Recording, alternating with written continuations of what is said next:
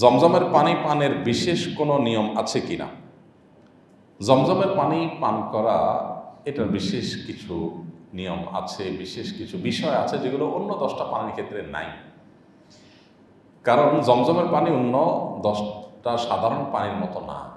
এই পানির বিশেষ ফজিলত আছে, এই পানির বিশেষ মর্যাদা আছে। এই জন্য পানি পানের ক্ষেত্রে বিশেষ কিছু নির্দেশনা কোরআন এবং সুন্নাহর আলোকে আছে। প্রথমত, এই পানি অলৌকিক পানি।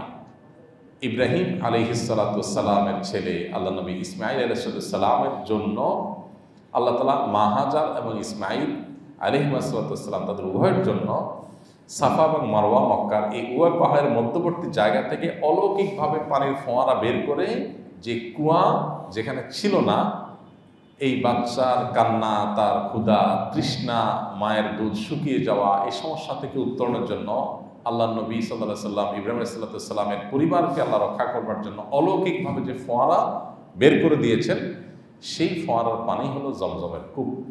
এবং সেখান থেকে আজ হাজার হাজার বছর ধরে লক্ষ লক্ষ কোটি কোটি মানুষ পানি পান করছে। সে পানি এখনও না ফুরাচ্ছে এবং তার স্বাদটা পৃথিবীর কোনো পানির সাথে মিলে না, সম্পূর্ণ ভিন্নতর। যারা পান করেছেন তারা জানেন এই পানি বিশেষ ফজিলত এবং মর্যাদা দিনের আলোর মতো পরিষ্কার। এই পানি সম্পর্কে নবী করিম সাল্লাল্লাহু আলাইহি সাল্লামের একটা হাদিস রয়েছে। তিনি বলেছেন, মা ও জমজমা তুআমু তুআমিন ওয়া শিফা ও সাকুমিন। অর্থাৎ জমজমের পানি এটা পানি হিসেবে পানীয়ের কাজ যেমন দেয়, খাদ্যের কাজও দেয়। অর্থাৎ এটা পান করলে তৃষ্ণা যেরকম নিবারণ হয়, কিছুটা খাদ্য এর কাজ দেয়, ক্ষুধাও নিবারণ হয়। এখন আপনি বলতে পারেন, তাহলে তো সব বাদ দিয়ে জমজম পানি খাওয়া উচিত। জমজমের পানি ওইটার কাজ দেয় মানে এই না যে আপনার অন্যান্য খাদ্য শরীরের জন্য প্রয়োজন নাই, এই কথা বলা হয়েছে। তার মানে ক্ষুধা নিবারণের কাজ বা ভূমিকা এই পানিতে আছে। যার কারণে যারা মক্কাতে যান, মদিনায় যান, তারা জানেন সারাদিন রোজা রেখেও যদি 1-2টা খেজুর খান আর 2-4-5-7 গ্লাস জমজম পানি খান, প্রায় একবেলা খাবার খাওয়ার মতোই এনার্জি শরীরের মধ্যে চলে আসে। যাই হোক, এটারই নানা গবেষণাও আছে।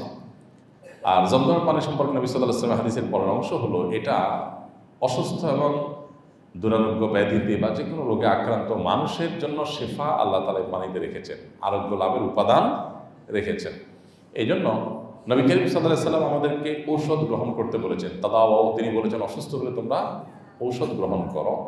এর পাশাপাশি আল্লাহ সুবহানাহু ওয়া তাআলার ইহসান এবং অনুগ্রহ এবং রহমতের আশায় দোয়া যেরকম আমরা করি, জমজমের পানিটাও আরোগ্য লাভের আশায় আমরা পান করতে পারি। আল্লাহ তাআলা এর মাধ্যমে আরোগ্য দান করে থাকেন। তাহলে জমজমের পানির বিশেষ কিছু ফজিলত এবং মর্যাদা আছে। এই জন্য পানের ক্ষেত্রেও বিশেষ কিছু সুন্নাহ বা আদব আছে। এর ভিতরে একটা হলো যে নবী করিম সাল্লাল্লাহু আলাইহি ওয়াসাল্লামের একটা হাদিস রয়েছে যে মা ও জমজমা লিমা শুরিবালা, জমজমের পানি যে উদ্দেশ্যে পান করা হয় সেই উদ্দেশ্য হাসিল হয়।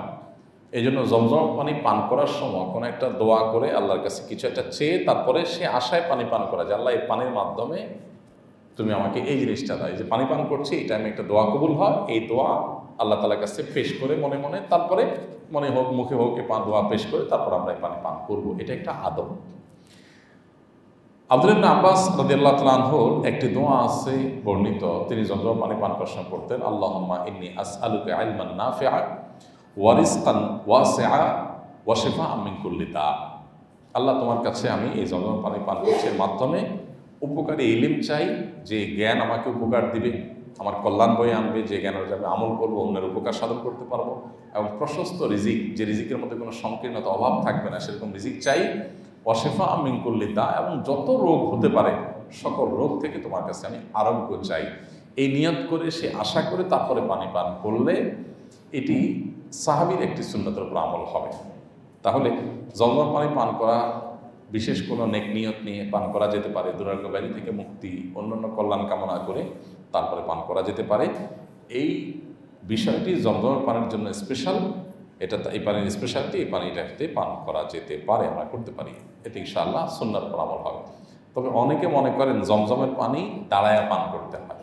দাঁড়ায় পান করতে হয় এমন কোনো কথা নেই। তবে নবী করিম সাল্লাল্লাহু আলাইহি ওয়াসাল্লাম জমজম পানি দাঁড়িয়ে একবার পান করেছেন বলে হাদিস থেকে পাওয়া যায়।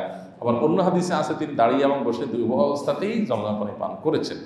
তো দাঁড়িয়ে যে পান করেছেন জমজম পানি, সেটার সম্পর্কে বেশিরভাগ মুহাদ্দিসদের বিশ্লেষণ হলো এটি বিশেষ পরিস্থিতির কারণে প্রয়োজনে তিনি করেছেন, অথবা দাঁড়িয়ে প্রয়োজনে পানি পান করলে সেটা হারাম হবে না এটা বোঝানোর জন্য তিনি করেছেন। কোনো কোনো ক্ষেত্রে নবী সাল্লাল্লাহু আলাইহি ওয়াসাল্লাম এরকম জায়েজ বোঝানোর জন্য কোনো আমল করে থাকেন, এটা সেরকম একটি।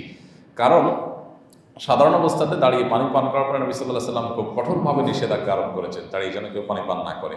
এমনকি কেউ যদি কোনো কারণ ছাড়া, যৌক্তিক কারণ ছাড়া, কোনো বাধ্য হওয়া ছাড়া দাঁড়িয়ে পানি পান করে সে যেন বমি করে ফেলে, সে হাদিসও কিন্তু রয়েছে সহিহ মুসলিমে। এই জন্য দাঁড়িয়ে পানি পান করার পরে নবী সাল্লাল্লাহু আলাইহি ওয়াসাল্লাম পরিষ্কার নিষেধাজ্ঞা আছে।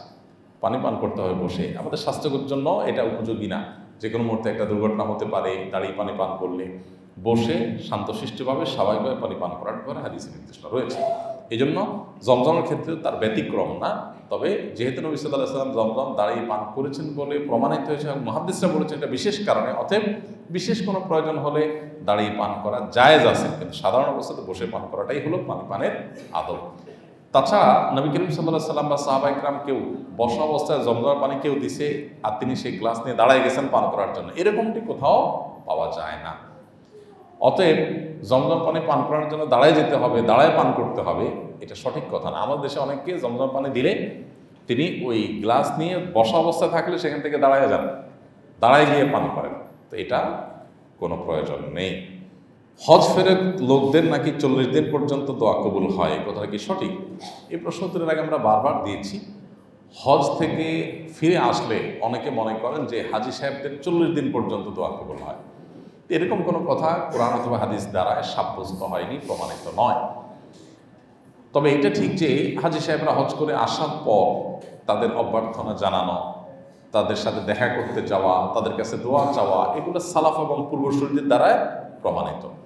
স্বয়ং নবী করিম সাল্লাল্লাহু আলাইহি ওয়াসাল্লাম যখন হজ করে ফিরে এসেছেন তখন কিছু সাহাবী তাকে অভ্যর্থনা জানাতে এগিয়ে গিয়েছেন, তার সাথে সাক্ষাৎ করেছেন, তাকে ইস্তেকবাল করেছেন, অভ্যর্থনা জানিয়েছেন, ওয়েলকাম করেছেন। নবী সাল্লাল্লাহু আলাইহি ওয়াসাল্লাম সেটাকে ডিনাই করেন নাই। এখান থেকে বোঝা যায় যে হজ করে আসা মানুষ নিষ্পাপত্ব অর্জন করে হজ্জে মাবরুর করে এসেছেন, এই সুধারণা বশত তার সাথে দেখা করতে যাওয়া, একজন নেকামলকারী মানুষ এসেছেন, নেকামল করে এসেছেন, অনেক নেকামল করে আসার সুযোগ হয়েছে, সে মানুষের সাথে সাক্ষাৎ করা, তার কাছে দোয়া নেওয়া এবং ইস্তেকবাল করা, এগুলো আমাদের সালাফ এবং পূর্বসূরি বলা স্বয়ং নবী করিম সাল্লাল্লাহু আলাইহি ওয়াসাল্লামের আমল দ্বারা প্রমাণিত।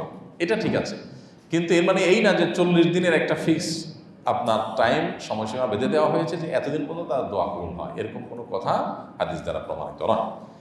হজের সময় কি পর্দার বিধানে কোনো শিথিলতা আছে? হজের সময় পর্দার বিধানে কোনো শিথিলতা নাই। আমাদের অনেক মা বোনরা হজ করতে যান কিন্তু পর্দা করেন না, অনেক পুরুষরা আছেন হজ করতে যান চোখের পর্দা করেন না, তাদের হজ নষ্ট হয়, হজের থেকে সওয়াবের চাইতে গুনাহ তাদের বেশি হবে। তো এই জন্য মা বোনরা যারা হজ করতে যাবেন তারা আগে ভাগে পর্দা পুশিদা করার প্ল্যান করে যাবেন। আপনার পর্দাহীনতা অনেক পুরুষের আমল নষ্ট করবে, তাদের হজকে নষ্ট করবে, জন্য আপনি দায়ী থাকবেন। এই জন্য আল্লাহর ওয়াস্তে হজ করতে যাওয়ার আগে পর্দার বিধান গুরুত্বটা বুঝে যাবেন।